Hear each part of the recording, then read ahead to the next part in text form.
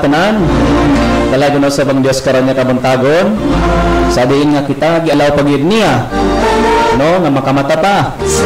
O isang maulan na umaga sa lahat ng mga kabaganga, no? Ulan gid kay karon. Amot lang ko mapansin ninyo kamurag na ay ulan nga madunggan baga ninyo. Pero kusog-kusog gid ang ulan.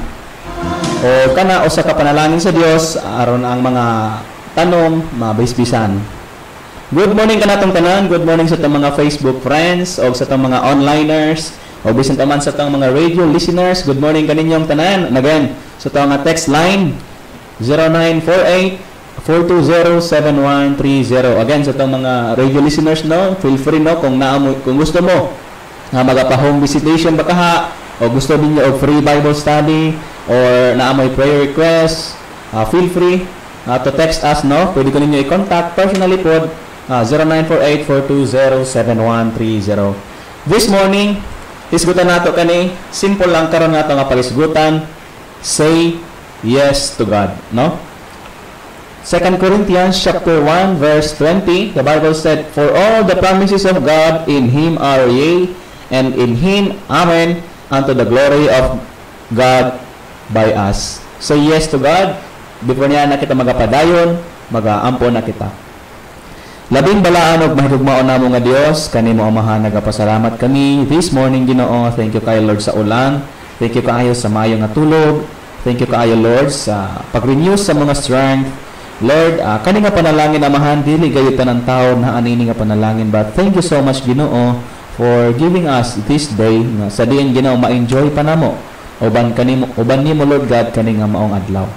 Amahan, pasaylo kami sa mga kalapasan Lord, usa kami ka mga mahuyang o nagpuyo pa Ginoo uban nini makasasalang unod Lord, but we pray nga ikaw magapadayon magasanctify kanamo amahan, magapasaylo pinagi sa imong dugo.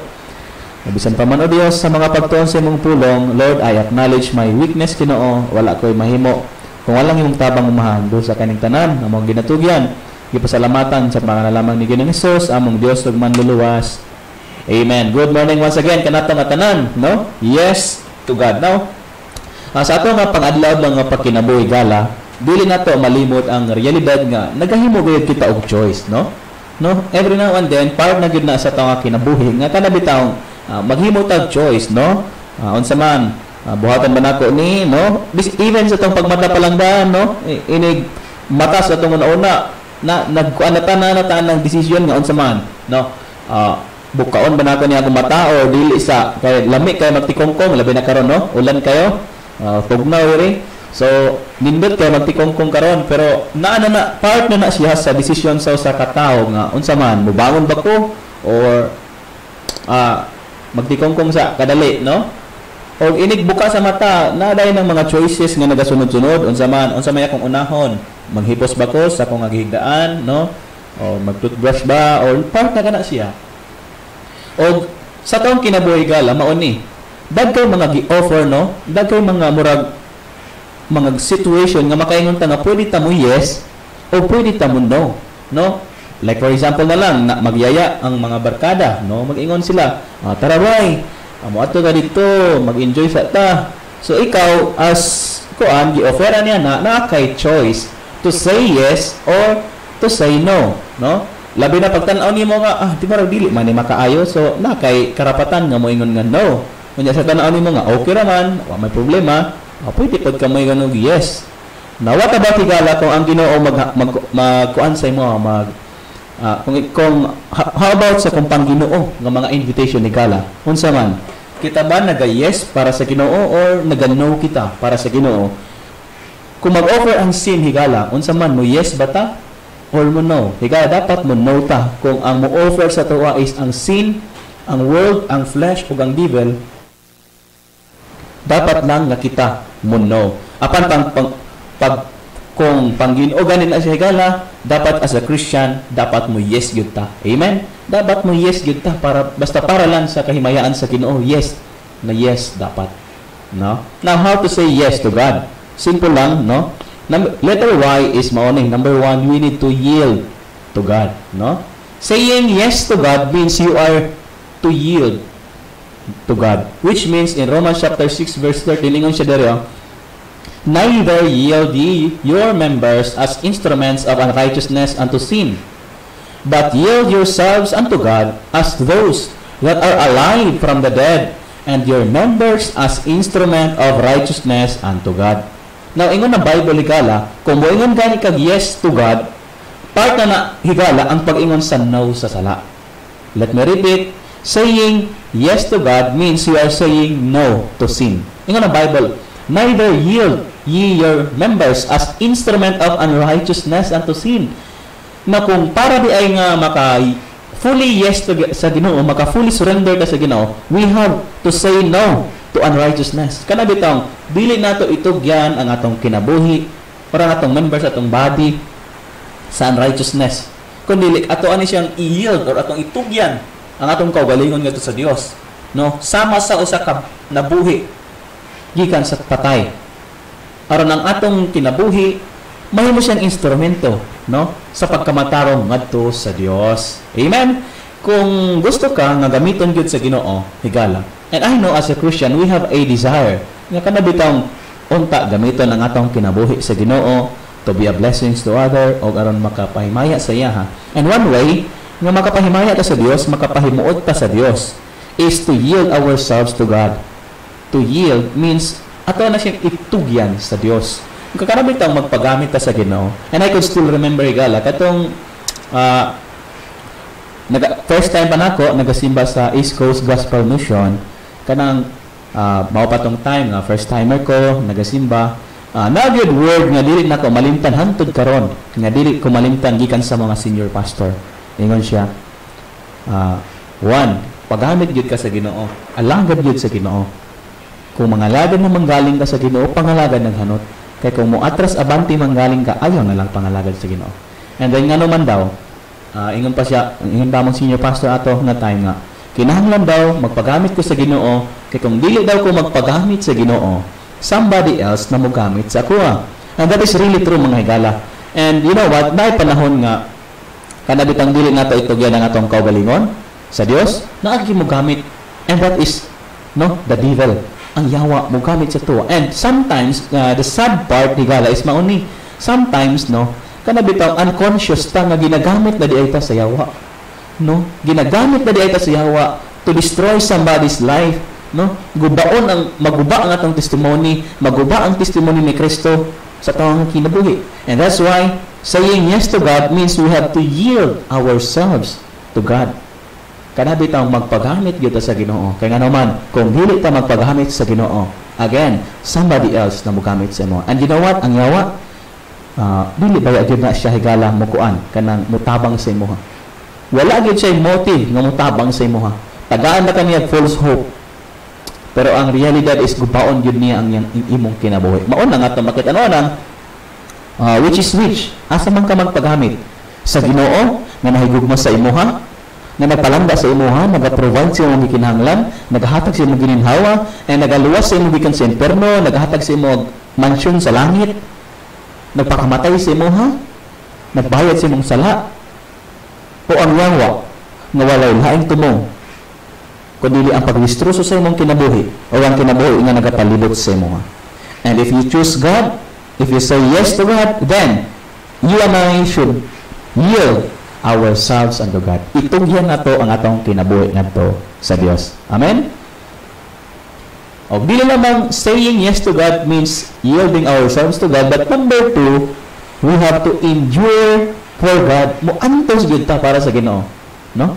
At the moment nga ikaw magpagamit sa Ginoo, the moment nga ikaw mitugyan na sa imong kinabuhi ngadto sa Dios, o nagayon ka, Lord, I have decided to follow you, no turning back. And you have to endure for God. Kinahanglan yun, ato na siyang muantos yun pa. Kaya nga naman, mao ba na part na sa kinabuhing Kristiyano. Higala, ingon na Bible sa 2 Timothy chapter 2 verse 3. Ingon si Apostle Paul nga to kang young Timothy, thou therefore endure hardness as a good soldier of Jesus Christ. Higala, we have to endure. Now, makaingon tanan ng nakaingon man si Apostle Paul nga, Timothy, you have to endure. No, endure hardness. Kaya nga naman, naa di ay hardness. ug dili di ay sayon ang kinabuhing Kristohanon.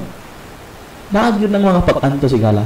Kakambal na nato na, samtang buhi pa ta, ang nakanindot lang, kay kung nag-antos ka na uban ni Kristo, worth it ang ato nga pag-antos. Naingon pa ang verse, you have to endure hardness. Kaya naman, naadi ay hardness.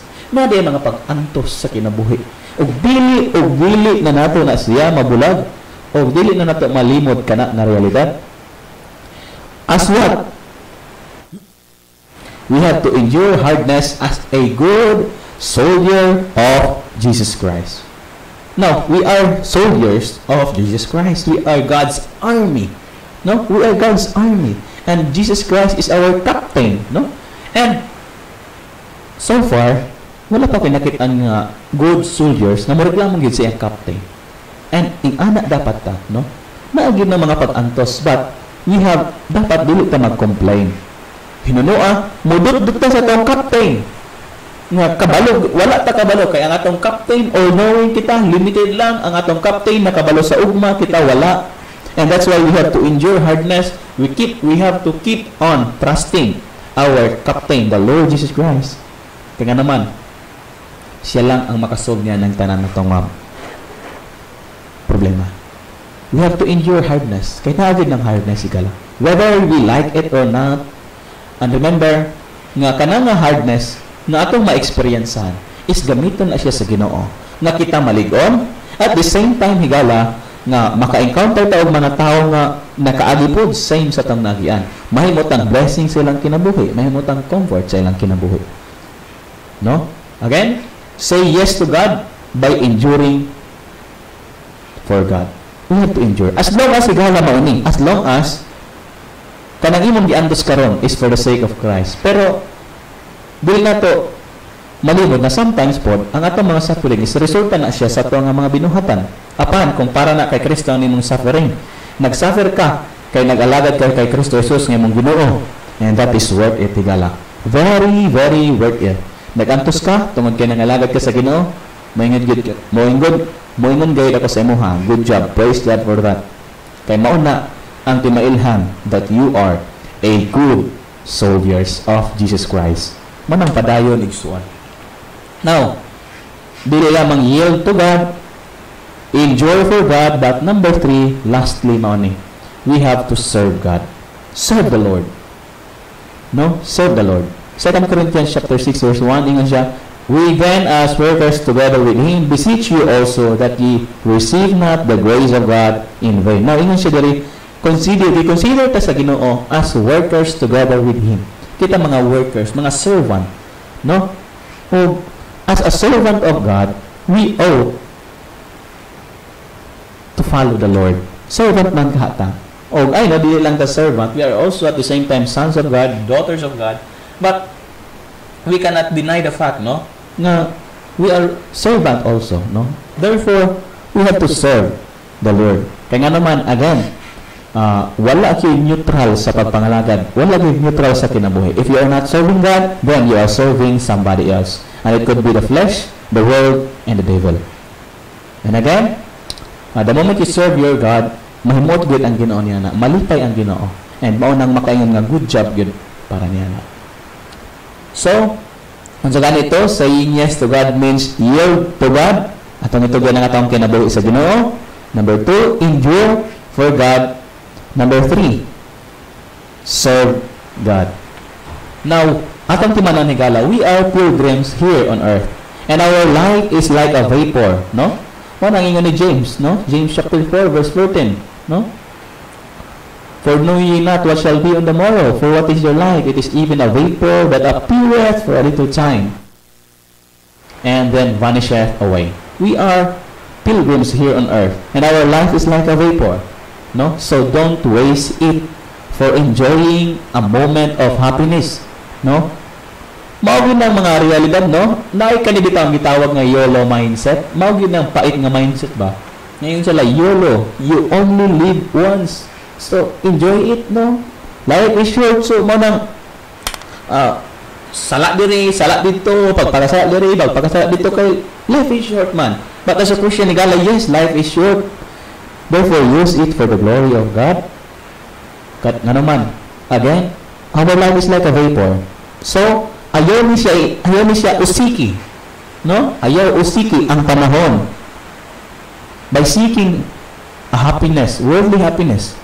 Kundi we have to seek out those have eternal values by saying yes to God. And my friend, ikaw parang yung nagapaminaw na ako'y usa ka pangutana sa imo. You cannot even yield yourself to God. You cannot even endure for God. You cannot even serve God if you are not saved yet. Mao nang ang pangutana nga ako sa imo karon is, ikaw nagapaminaw sa radio o online, no? Mangutana ko sa imo, if mamatay ka karon, are you 100% sure nga palangit ang imong kalag? Again, my friend, sayang imong pagpangalagad sa Dios, sayang lang imong pagpili sa Dios, sayang nga lang imong pangalagad sa Dios, kung dili pa ikaw sure sa imong kaluwas, kung dili pa ikaw luwas. Siguro makaingon ka ba, dili para bakit ko sure nga palangit ang akong kalag, no? Hinamdan nilang higala nga kita mga makasasala ta, na in the Bible, for all have sinned and come short of the glory of God, na tungod sa sala, dili ta kaatog langit higala. O mao nang ang silot sa itong sala, mo nang itawag nga second death sa impyerno. Ingon ang Revelation 21:8, but the fearful, the unbelieving, and the abominable, and the whoremongers, and sorcerers, and murderers, and idolaters, and all liars shall have their part in the lake which burneth with fire and brimstone, which is the second death. Mo nang bayad sa itong sala. Mo nang ipakamatyan ka ni Kristo Jesus sigala. Ipakamatyan ka niya, unya, ang iyang gibuhat is Diyos siya nga nagpakatao, pinagi ni Maria, nagpuyo siya sa kalibutan 33.5 years. And ayon siya, gituman niya ang kasubuan. O niya nagpakamatay, gilubong o nabanhaw, aron ikaw makaangkon og kaluwasan. Mao nang karon di pa kasayon ra sa Ginoo ang kaluwasan. Una lamang higala, ang kuno nimo nga ikaw sa ka makasasala.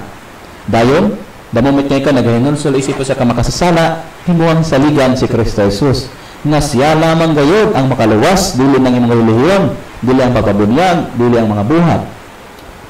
O probably makaingon ka, o Brad, na ginulso ko karon, isip ko sa kamakasasala, musalig ako na si Kristo lang gyud ang makaluwas, ang iyang dugo lamang makahimo sa kuha. Now, maayo ka na siya higala, ang imo na lang las nga buhaton, ingnan ang Ginoo nga ikaw mo salig. Ingnan nimo ang Ginoo nga moingon ka yes, mo say yes ka sa offer sa Ginoo nga kaluwasan. Imo rang sultihan ang Ginoo nga ikaw mosalig kaniya.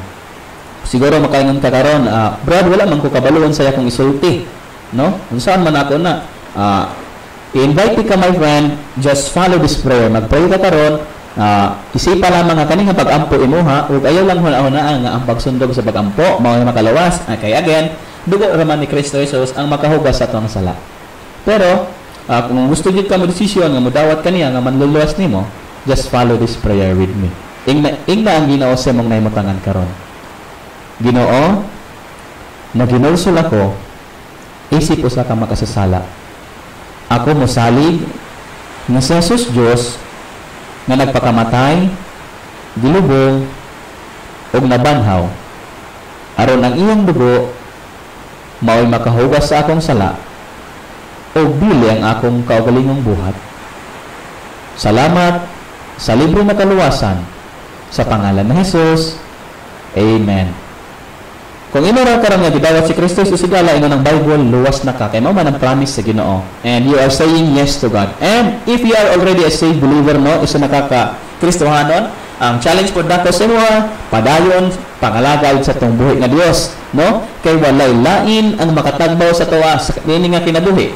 Dili ang sala, dili ang kalibutan, apan walay lain kundi ang Ginoong Hesukristo ra gyud. Therefore, keep on serving the Lord Jesus Christ. Mag-pray kita in closing. Father God in heaven, thank you, Ginoo, this morning. Lord, salamat nining wonderful privilege na nga napaabot ang imong gospel sa mga nagapaminaw karon. Ginoo, nagaampo ako nga ang imong pulong nga among nasabtan karon. Amo ako nang unta ma-apply, Lord. Nga unta kami magapadayon sa pag-yield sa among kaugalingon diha kanimo, sa pag-endure sa mga hardship alang sa imong kahimayaan, o sa padayon sa pag-serve diha sa imong diha kanimo, Lord, alang sa imong gingharian. I pray, Father, nga ikaw mag-bless datong imong mga pulong. This we pray in Jesus' name. Amen.